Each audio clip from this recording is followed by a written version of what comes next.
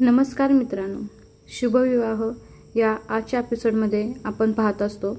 इकडे लग्न झाल्यानंतर भूमी आणि आकाश त्यांच्या बेडरूममध्ये आलेले असताना बेडवरती त्यांना एक स्पीकर दिसतो आणि त्या स्पीकरमधून आवाज येत असतो, 7 वर्षापूर्वी केलेल्या गुन्ह्यांचं तुमचे साक्षीदार मी आहे आणि हा गुन्हा मी सगळ्यांसमोर आणणार, असं त्या स्पीकरमधून रिपीट आवाज येत असतो.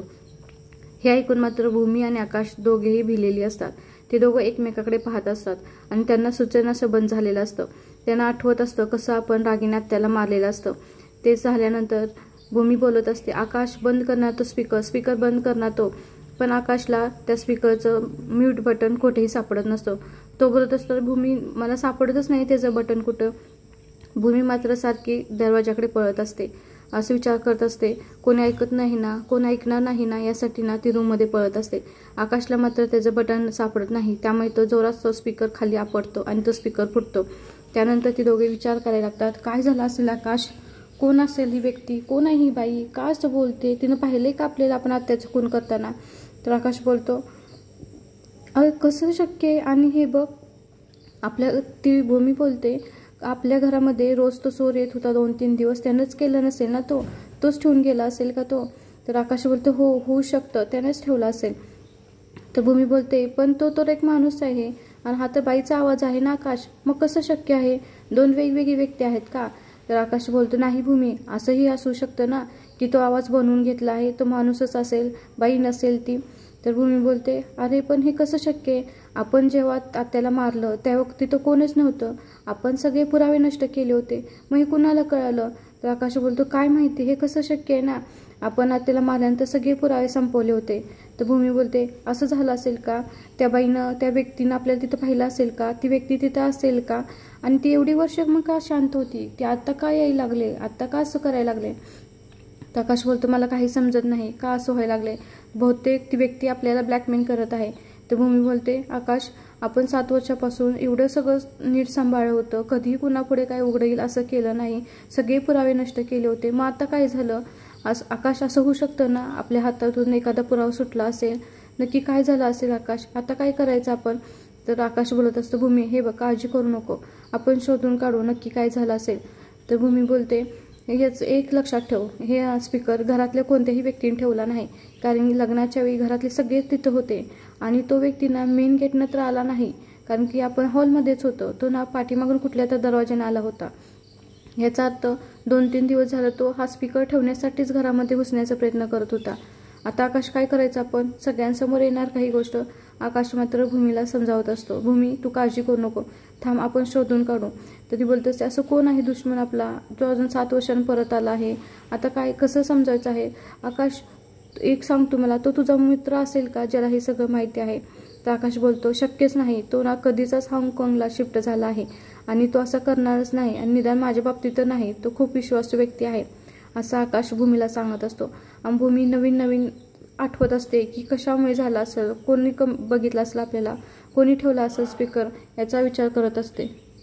नक्कीच कोणत्या तरी व्यक्तीनं आम्हा दोघांना हा गुन्हा करताना बघितला आहे. आकाश तू बघ, हे बघ, ते व्यक्ती आपल्याला ब्लॅकमेल करण्याचा प्रयत्न करत आहे आणि त्या व्यक्तीला काय पाहिजे असेल आता आपल्याकडून, काय मागणार आहे ते आपल्याला कसं समजणार आकाश आपल्याला. भूमी पूर्णपणे गोंधळून गेलेली असते आणि आकाशला तिच्या कोणत्याही प्रश्नाचं उत्तर आता त्याच्याजवळ नसतं. त्यानंतर ती बोलते, आकाश असं झालं असेल का, ती आपल्याला तिने पाहिलं असणार आहे आणि ती व्यक्ती ना आता आपलं सगळं पाठीमागचे पुरावे काढून, कोणता तरी एक पुरावा सुटलेला तो काढून घेऊन आता आपल्याला ब्लॅकमेल करणार आहे. आणि आता आकाश तुला म्हणत होते ना मी की मला काहीतरी वाईट संकेत भेटत आहेत, आता तर मला कुठं वाटत होतं की लग्न निर्विघ्नपणे पडलं आहे, सगळे संकटे गेली, पण तुला बोललो होतं ना, ती वाळवी पाहिल्यापासून मला असं वाटत होतं काहीतरी वाईट होणार आहे, आता सगळे वाईट संकेत भेटत आहेत, मला सारखं असं वाटते काही निगेटिव्ह सगळे वाईब्स आपल्या भोवती आहेत, असं आकाशला ती बोलत असते. आकाश मात्र तिला काहीही बोलत नाही, कारण की ती बोलते तसंच चाललं असतं, सगळे काहीतरी वाईट होत असतं, एवढं खरं मात्र असतं. तर भूमी बोलते, आकाश हे बघ, आता ना आपल्याला एकदम अलर्ट राहायला लागणार आहे. हा आता आवाज नशीब आपलं की कोणी घरातल्याने ऐकलं नाही, सगळे आपापल्या रूममध्ये आहेत, पण हे जर कोणी ऐकलं असतं तर आपण काय करणार होतो, आपल्याकडे कुठल्या प्रश्नांची उत्तरं आहेत का, अशी बोलत असते. आणि आकाश तिला धीर देतो. आकाश बोलतो, तू काळजी करू नको, आपण ना लवकरच शोधून काढू, तू व्यक्ती कोण आहे, ती का आली आहे आणि ती का करत आहे, असं तो समजावून सांगत असतो. इकडे लग्न झाल्यामुळे बलदेव मात्र खूप खुश असतो आणि तो अपूर्वाला वचन मागत असतो, हे बघ मला एक प्रॉमिस करतो की आकाश आणि भूमीला तू सुखी ठेवशील, त्यांच्या चेहऱ्यावरचा हसू तू कायम ठेवशील आणि त्या दोघांना जर तू सुखी ठेवलंस, आनंदी ठेवलंस तर मी नक्की सुखी राहील असं मला प्रॉमिस दे. तर अपूर्वा बोलते, हो तू म्हणशील तसंच मी ना त्या दोघांना कायम सुखी ठेवीन आणि त्या दोघांच्या चेहऱ्यावरचा हसू कायम ठेवीन असं त्याला प्रॉमिस करते. आणि हे प्रॉमिस केल्यानंतर तो मात्र खुश होतो आणि तो बोलतो, ठीक आहे झालं आता प्रॉमिस, आता पुढचं कसलं प्लॅनिंग आहे आपलं असं बोलत असतो. पण जेव्हा बलदेवने तिला प्रॉमिस करायला सांगितलं होतं ती मात्र मनामध्ये विचार करत असते, बलदेव मला माफ कर पण हे प्रॉमिस खरंच खोटं आहे असं तिनं स्वतःच्या मनामध्ये बोलत असते. आणि बलदेव तिला असं शांत बघून बोलतो, काय झालं, कुठं आहे लक्ष तुझं, तू अशी का शांत झाली आहे. ती बोलते, नाही काही नाही, मी कुठं शांत आहे. तर बलदेव बोलतो, ठीक आहे चल आता ना मी खूप खुश आहे, आता आपल्या दोघांचं लग्न झालं आहे, आता ना आपण इथून पुढच्या ना काय आहेत विधी ना त्या करूया असं तिला चेष्टेनं बोलत असतो. तर ती बोलते, हे काय आता काय तुझं नवीन बलदेव असं बोलत असते. तर काय नाही, आता तर आज तर आपलं लग्न झाले ना, आता ना आपली पहिली नाईट आहे ना, आता मग काय आपण बाकीच्या विधी पण करून घ्यायला हवे असं बोलत असतो. तर ती बोलते, हे बघ हे घे दूध घे. तो बोलतो, हे काय आता. तर तो बोलतो, हां ही पण एक परंपरा आहे ना, घे दूध घे. तो बोलतो, हो दूध घेण्याची एक आहे विधी पण त्यानंतरचे पण पुढे काही गोष्टी असतात ते तुला माहीतच असेल ना. तर ती बोलते, बलदेव हे बघ आज ना आपण दोघी खूप थकलो आहोत, आता ना आपण झोपून जाऊया. तो बोलतो, ठीक आहे तू म्हणशील तसं. त्यानंतर बलदेव दूध पितो आणि तिचं सगळं ऐकत असतं पण ती मात्र मनामध्ये खुश असते की आता मी या घरामध्ये आली आहे लग्न करून, आता मी माझ्या म्हणण्यानुसार सगळ्या गोष्टी नक्की शोधेन असं ती विचार करत असते. आणि बलदेवला ती दूध पिण्यासाठी फोर्स करते पण मात्र त्या दुधामध्ये तिनं काहीतरी घातलेलं असतं त्यामुळे बलदेव लगेच झोपी जातो. इकडे भूमी आणि आकाश मात्र झोपलेले नसतात, त्यांची झोप पूर्णपणे उडालेली असते. क्षितिजाला झोपल्यानंतर भूमी आकाशजवळ येते. आकाश बोलतो, झोपली का ती. तर भूमी बोलते, हो झोपली ती. आता आकाश सांग तू मला, तर काय करायचं आपण, कुठून शोध घ्यायचा. आकाश असं तुला वाटते का की त्या व्यक्तीनं फक्त इथं न ठेवता घरामध्ये अजून दुसरीकडे ठेवले असतील का काही पुरावे, दुसऱ्या कोणाला तर सापडावे म्हणून आपल्याला शोधावे लागतील असं बोलत असते. तर आकाश बोलतो, हो तू म्हणतेस तसंही झालं असेल, त्याने अजून काही तर दुसऱ्या गोष्टी पुरावे ठेवले असतील, आपल्याला ते शोधावे लागतील. तर भूमी बोलते, चल आता आपण जाऊन शोधू. तर तो बोलतो, एवढ्या रात्री. ते बोलते, हां सगळे झोपलेत ना तेव्हाच आपल्याला शोधावं लागेल, दिवसाचं शोधलं आपण तर सगळ्यांना उत्तर काय देणार. तर आकाश बोलतो, हो तू म्हणतेस तसं, ठीक आहे आपण दोघे जाऊ आणि आता शोधू घरामध्ये त्या व्यक्तीनं अजून काय ठेवलं आहे का आणि त्या व्यक्तीला हवं आहे काय नक्की ते आपल्याला सापडेल आणि असा कोणता पुरावा आहे जो त्याच्या हाती लागला आहे त्यामुळे तो आपल्याला ब्लॅकमेल करण्याचा प्रयत्न करत आहे हे आपण नक्की शोधून काढू असे बोलतात. आणि ते दोघे जण शोधण्यासाठी घरामध्ये खाली जातात. त्यांना माहीत असतं यावेळी सगळी झोपलेले आहेत आणि आता आपल्याला कोणीही बघणार नाही, त्यामुळे आपल्याला त्यांनी जर कुठला पुरावा ठेवला असेल तर तो नक्कीच सापडेल. आणि आकाश बोलत असतो, हे बघ भूमी हे एवढं मोठं घर आहे, या घरामध्ये आपण कुठे कसं शोधणार आहे. तर भूमी बोलते, आपल्याला प्रयत्न तर आकाश करावेच लागतील, त्याशिवाय आपल्याला समजणारच नाही. तू चल आपण शोधू, मी तुझ्यासोबत आहे, आपल्याला नक्कीच काही तर सापडेल असं बोलून ते दोघे तिथून घरामध्ये शोधण्यासाठी जातात. इकडे मात्र अपूर्वा बलदेव झोपण्याची वाटच पाहत असते आणि बलदेव मात्र दूध पिल्याने गाढ झोपलेला असतो. आता ती उठून बघते, आता मला शोधायचं आहे, आता मी कुठून सुरुवात करू घरामध्ये शोधण्यासाठी, कपाटातून करू, नाही स्टडी टेबलपासून करते असा ती विचार डोक्यामध्ये घेऊन चाललेली असते. आणि बलदेव झोपलेला पाहून ती हळूच तिथून उठते. तिला ना घरामध्ये काही तर पुरावे असे पाहिजे असतात आकाशविरुद्ध की त्याला बर्बाद करण्यासाठी. त्यानंतर ती उठून जाते आणि स्टडी टेबलवरती पाहते. तर स्टडी टेबलवरती ना तिथे काही शोधण्याचा प्रयत्न करते पण आता तर सध्या तिला काही तिथे सापडत नाही, कारण की ती शेवटी बलदेवची रूम आहे. त्या रूममध्ये काय असणार आहे आकाशविरोधी, पण त्या रूममध्ये असतं नक्कीच आकाश आणि भूमीचा फोटो. आणि तो फोटो ती पाहते आणि तो फोटो घेते हातामध्ये आणि तो फोटोमधून फाडते आणि आकाशचा फोटो आहे तो लावते भिंतीवरती आणि तो फोटो लावून त्याच्यावरती बाणाने बरोबर त्याच्या तोंडावरती तो बाण मारते. हे मात्र तिच्या डोक्यामध्ये चालू असतं की मी आकाशला आता बर्बाद करणार आहे, आकाश हा घराचा आधारस्तंभ आहे ना, तो आधारस्तंभच मी उद्ध्वस्त करून टाकणार आहे असं ती मनामध्ये बोलत असते. आणि तिचा तो निशाणा बरोबर लागलेला असतो. आता खरंच अपूर्वा आकाशचं आयुष्य उद्ध्वस्त करणार का हे आपल्याला पुढील कार्यक्रमामध्ये नक्कीच बघण्यासाठी भेटणार आहे प्रेक्षक. त्यानंतर ती तिथून अजून काय सापडते का हे शोधण्यासाठी बघत असते, कारण की तिला काही तर पुरावे पाहिजेत असतात आणि फक्त या कारणासाठीच ती या घरामध्ये आलेली असते. जेव्हा तिने तो फोटो हातामध्ये घेतलेला असतो, अक्षरशः तिच्या डोळ्यामधून रक्त येईल इतके ती रागाने त्या फोटोकडे पाहत असते आणि तेवढ्याच रागाने तेवढ्याच फोर्सफुली तो फोटो फाडत असते आणि तो फोटो एका डोळ्याने पाहून तो फोटो घेते आणि तो भिंतीवरती तिने लावलेला असतो. आणि बलदेव मात्र काही माहीत नसतं त्याला, तो झोपी गेलेला असतो. त्याला एवढंही माहीत नसतं की अपूर्वाने आपल्याशी प्रेमाचं नाटक का केलं आहे, ती या घरामध्ये का आली आहे आणि आपण तर तिला सांगितलं आहे की आपल्याला दोघांच्या चेहऱ्यावरती हसू ठेवायचं आहे त्या दोघांच्या, पण ती मात्र सगळं उलटच करत असते आणि त्याला ह्या मात्र काहीही माहीत नसतं. आणि अपूर्वाची तर नक्कीच नवीन सुरुवात झालेली असते. तिला आकाशला बर्बाद करण्यासाठी पहिलं पाऊल तिनं उचललेलं असतं. इकडे हे दोघं मात्र आता आपण कुठून सुरुवात करणार, कसं शोधणार यामध्येच असतात आणि काही जरी झालं तर आपल्याला शोधलंच पाहिजे की असा कोणता पुरावा हाती लागला आहे, यासाठी ते दोघे निघतात. आणि इकडे अपूर्वा ही तिच्या खोलीतून बाहेर येते आणि शोधत असते घरामध्ये कुठल्या गोष्टी कुठं आहेत, आपल्याला घरामध्ये काय सापडेल यासाठी तीही शोधत असते. ही दोघे मात्र जिना उतरून खाली आलेले असतात आणि ते बोलतात, काय वाटते तुला कुठं असेल? तर आकाश बोलतो, भूमी असं असू शकेल का की बलदेवच्या खोलीमध्ये काय ठेवलं असेल का त्याने, कारण की अपूर्वा एक पोलीस आहे आणि तिला काही तर सापडावं यासाठी त्याने नक्कीच तिथं काहीतरी ठेवलं असेल. तर भूमी बोलते, हे बघ आकाश, मला असं वाटत नाही. जर त्याला असं वाटत असतं कोणी तर सापडावं तर त्यानं आपल्या खोलीमध्ये हे ठेवलं नसतं. तो अशाच ठिकाणी ठेवणार जिथं आपला सगळ्यात जास्त वावर असेल. त्यामुळे मला तर असं वाटतं की आपला जिथं जास्त वावर असेल तिथंच त्याने काहीतरी ठेवलं असेल. त्या दोघांच्या खोलीमध्ये ते ठेवणार नाही. आणि हे बघ, त्या दोघांच्या रूममध्ये काही जर ठेवलं असतं तर ते दोघे पळत येऊन आपल्याला बोलले असते, काही तर दंगा झाला असता, पण सगळे शांत आहेत याचा अर्थ त्यांच्या कोणाच्या रूममध्ये काही नाही, त्यामुळे आपण दुसरीकडे शोधू असं आकाशला बोलते. आणि आकाशला हे भूमीचं म्हणणं मात्र पटलेलं असतं, कारण की नक्कीच जर काही सापडलं असतं कोणाला तर सगळे धावत पळत आले असते.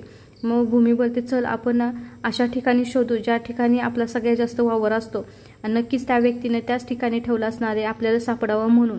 ह्या सगळ्या गोष्टी त्याने केल्या असणार आहे. जसं त्याने बेडरूममध्ये आपल्या बेडवरती ठेवलं होतं आपल्याला दिसावं म्हणून, त्याचप्रमाणे ठेवलं असणार आहे. मग ते दोघे भूमीचे जास्त वावर असणाऱ्या ठिकाणी म्हणजे कुठं, किचनमध्ये जातात. किचनमध्ये सगळीकडे शोधाशोध करतात, कपाटं उघडतात, भांडी बघतात, किचनमध्ये कट्ट्या ओट्याखाली सगळी बघतात, पण त्यांना कुठेच काही सापडत नसतं. ते दोघे मात्र पूर्णपणे भिवून आपल्याला नक्की काही तर सापडच पाहिजे या भीतीने सगळं शोधत असतात. इकडे अपूर्वा मात्र खाली आलेली असते आणि तिलाही माहीत नसतं की हे दोघे काही तर शोधत आहेत.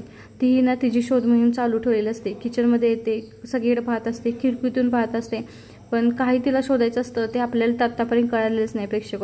तिला काहीतरी असा सबूत पाहिजे असतो जो आकाशच्या विरुद्धमध्ये जाईल आणि ती त्यामध्ये शोधण्यात मग्न असते. हे दोघं किचन झालं की स्टडी रूममध्ये जातात, फाईल्स बघतात, फाईलच्या पाठीमागं काही आहे का, त्याने कुठला अजून स्पीकर लपवून ठेवला आहे का, पण काहीच सापडत नाही. तर भूमी बोलते आकाशला, आकाश काहीच नाही रे, कुठंच काही सापडलं नाही, आता कुठे पाहायचं आपण? तर आकाश बोलतो, बरोबर आहे ना, तू सांग, एवढ्या मोठ्या घरामध्ये आपल्याला कसं काय सापडणार आहे? त्यानंतर अपूर्वा मात्र जिना चढून वरती जात असते, दुसऱ्यांच्या रूममध्ये पाहत असते की नक्की अजून कोण कुठं आहे आणि ती रूमचा दरवाजा उघडून बघते तर रूममध्ये झोपलेला असतात. तर विचार करते, हां सगळी झोपलेत, आता अजून माझ्याकडे वेळ आहे शोधण्यासाठी असा प्रयत्न करून ते अजून दुसऱ्या रूममध्ये जाऊन वाकून पाहून शोधत असते कोण कोण झोपलंय आणि आता मी कुठे कुठे शोधू ह्या विचारामध्ये ती असते. काही करून मला आता सुरुवात करायची आहे आकाशच्या बर्बादीची, यासाठी ती प्रयत्न करत असते. रूममधून बघून झाल्यानंतर ती जिना उतरत खाली येते तर तिथंही कोणी नसतं. हॉलमध्ये बघण्याचा प्रयत्न करत असते तिला काय सापडेल का, पण आकाश भूमीलाही माहीत नसतं की अपूर्वा ही काही तर शोधते आणि तिलाही माहीत नसतं. त्यानंतर त्या दोघांनी ठरवलं असतं, चल आकाश आपण आडगळीच्या खोलीमध्ये शोधू, तिथे काही तर ठेवलं असेल त्याने, कारण की मी त्याला त्या रूममध्ये जाताना पाहिलं होतं. तर आकाश बोलतो, ठीक आहे चल आपण शोधू. त्यानंतर ते दोघे अंधारामध्ये त्या आडगळीच्या खोलीमध्ये सगळं शोधत असतात. इकडे मात्र प्रेक्षक अपूर्वा देवासमोर अक्षरशः हात जोडून बोलत असते, देवा, हे देवी आई, तुला माहिती आहे मी कधी देव करत नाही, पण मी आज तुझ्या पुढे हात जोडून उभी आहे कारण की आकाश तुला मानतो आणि मी तुला हे सांगायला आहे की मी आकाशला बर्बाद करण्यासाठी आली आहे. मी फक्त आणि फक्त बलदेवती प्रेमाचं नाटक केलं आहे कारण की मला या घरामध्ये सून बनवून यायचं आहे आकाशला बर्बाद करण्यासाठी. आणि तुला माहिती आहे का, मी बलदेवती खरं प्रेम करते, पण देवी आई तुला सांगू का, त्याहीपेक्षा जास्त मी राग आकाशवर करते अशी ती देवीला सांगत असते. आणि हे बघ आता तो सुरुवात आहे, मी या घरामध्ये आली आहे, आता मी हळूहळू आकाश जो ह्या घराचा आधारस्तंभ आहे तो आधारस्तंभच मी उद्ध्वस्त करून टाकणार आहे, उपटून टाकणार आहे अशी ती रागामध्ये बोलत असते. आणि म्हणत असते, हा शब्द मी कोणाला तर दिला आहे आणि तो शब्द मी नक्कीच पाळणार आहे. ज्यामुळे माझं घर मी उद्ध्वस्त झाले त्याचप्रमाणे मी त्याचं कुटुंब उद्ध्वस्त करून टाकणार आहे आणि त्याला आयुष्यातून उठवणार आहे, अशी ती बोलत असते. देवासमोर हात जोडून तिचं जे स्वप्न आहे ते मी कसं पूर्ण करणार आहे हे देवी आईला सांगत असते. आणि तिचा जो राग असतो, नक्की कुठलं सत्य, कुठल्या कारणामुळे तिचं ते जे आहे रहस्य, त्यामुळे जी तिच्या आयुष्यामध्ये झालं आहे ते आकाशला कशी बर्बाद करणार आहे, ह्या सगळ्या गोष्टी ती देवी पुढे हात जोडून बोलत असते. तेवढ्यातच पाठीमागून आकाश आणि भूमी आलेले असतात आणि ती तिथून निघून गेलेली असते. ते म्हणतात, कुठेच आपल्याला काही सापडलं नाही. तर भूमी बोलते, देवी आईच्या कृपेने मला असं वाटतं हे कोणीही पाहिलं नाही आणि कोणतीही वस्तू कोणालाही सापडली नाही. मला खात्री आहे की देवी आई आपल्या पाठीशी आहे आणि असं काहीही होणार नाही. तर आकाश बोलत असतो, तू म्हणतेस तसंच आहे, पण आपण सकाळी उठल्यानंतर अजून शोधू आणि मी नक्कीच त्या चोराला शोधून काढेन, तू काळजी करू नको. आणि कोण आपल्याला ब्लॅकमेल करण्याचा प्रयत्न करत आहे हे आपल्याला लवकरच सापडेल. आपण ही शोध मोहीम थांबवायची नाही, असं भूमीला तो सांगत असतो. भूमी बोलत असते, हो आकाश, तू म्हणतोय ते खरं आहे. आपण आता शोधून काढू की नक्की कोणी केलं आहे आणि आपल्या घरावर येणारं हे सगळं संकट नक्कीच देवी आई लावून देईल, असं ती बोलत असते. दुसऱ्या दिवशी सकाळी भूमी जेव्हा उठलेली असते आणि हॉलमध्ये आलेली असते तेव्हा मात्र तिला सारखं आठवत असतं तो स्पीकर जो बोलत असतो की 7 वर्षापूर्वी तुम्ही केलेले गुन्हे हे मी सगळ्यांसमोर आणणार आहे आणि त्या गुन्ह्यांचा मी साक्षीदार आहे, असं बोलत असते. हे तिला रिपीट सगळं ऐकू येत असतं आणि ती ना स्वतःमध्येच अशी व्यस्त असते. कोणी पाठीमागून येते का, कोण काय बोलते का हे तिला समजत नसतं. तेवढ्यातच तिथं अपूर्वा पाठीमागून आलेली असते आणि हे तिला कळालेलं नसतं, कारण की ती तिच्या विचारामध्ये गुंतलेली असते. तिला फक्त तेच रिपीट ऐकू येत असतं. कोण असेल, कोणी पाहिलं असेल, कोणती व्यक्ती, ती बाई आहे का माणूस आहे, या विचारामध्ये असते. तेवढ्यातच अपूर्वा पाठीमागून येते आणि तिला हात लावते तर ते एकदम दचकते आणि ती दचकल्यानंतर अपूर्वा पोलीस असल्यामुळे लगेच बोलते, का काय झालं आहे, तू एवढी का भूमी दचकलीस तू, अशी बोलते. तर भूमी बोलते, नाही ग, तसं काही नाही, तू अचानक आलीस ना पाठीमागे त्यामुळे मी दचकली. काय चाललं, तू कुठं चाललेस, जॉगिंगला चाललेस का, अशी बोलते आणि स्माईल करत बोलते. तिला आपल्या मनामध्ये काय चाललं आहे तिला दाखवून द्यायचं नसतं. तर अपूर्वा बोलते, हो तसं नाही, जॉगिंगसाठी चालली आहे, पण तू एकदम शांत दिसलीस ना भूमीताई, म्हणून मी विचारलं, बाकी काही नाही. तर भूमी म्हणते, नाही तसं काही नाही, जा तू, अशी बोलते. तेवढ्यातच प्रेक्षक पुढील भागामध्ये दाखवलं आहे की तो चोर पळत असतो आणि त्याच्या पाठीमागून अपूर्वा पळते आणि त्याला पाडण्याचा प्रयत्न करते आणि तिच्या हातातून एक चिठ्ठी पडते आणि ती चिठ्ठी तिने घेतलेली असते आणि ती वाचलेली असते, पण त्या चिठ्ठीमध्ये नेमकं काय आहे ते त्याला माहीत नसतं. आणि इकडे आकाश बाहेर असताना त्याला तिथं दिसतं की तो बाईकवाला आलेला असतो चोर आणि त्याच्या हातावरती तो टॅटू असतो आणि तो त्या पानपट्टीमध्ये काहीतरी मागत असतो. जेव्हा त्याने तो हात पुढे केलेला असतो तेव्हा तो त्याला टॅटू दिसलेला असतो आणि तो टॅटू पाहून त्याला समजतं की तोच चोर आहे, भूमीने जो टॅटू काढला होता तोच दिसतो आहे आणि त्याला मला पकडलं पाहिजे, असं म्हणून तो गाडी पाठीमागून त्याला पाहत असतो आणि ते पाहिल्यानंतर त्याच्या पाठीमागं पळण्याचा प्रयत्न करतो. त्याला काही करून त्याला पकडायचं असतं, यासाठी तो गाडीच्या पाठीमागे धावत असतो. मात्र तो चोर तिथून निघून गेलेला असतो आणि आकाशला तो सापडलेला नसतो. आता पुढील भागामध्ये आपल्याला कळणार आहे की अपूर्वाला नक्की त्या चिठ्ठीमध्ये काय सापडलं आहे, त्यामध्ये तिने काय लिहिलं आहे हे तिला आता कळणार आहे आणि आता ती ठरवणार आहे की माझा प्लॅन मला चालू करायचा आहे, कारण तिनं वाचलेलं असतं, तिच्याकडे काहीतरी पुरावा सापडलेला आहे जो चोराने त्या चिठ्ठीमध्ये लिहिलेला असतो आणि त्यामध्ये काय तिनं लिहिलं आहे, नक्की ते भूमी आणि आकाशासाठी आहे का अजून काय आहे ते आपल्याला पुढील भागामध्ये समजणार आहे. आणि अपूर्वा मात्र फोनवरती बोलत असते की रागिनी पटवर्धनची केस आपल्याला रिओपन करायची आहे, अशी ती फोनवरती सांगत असते. हा एपिसोड इथेच संपतो.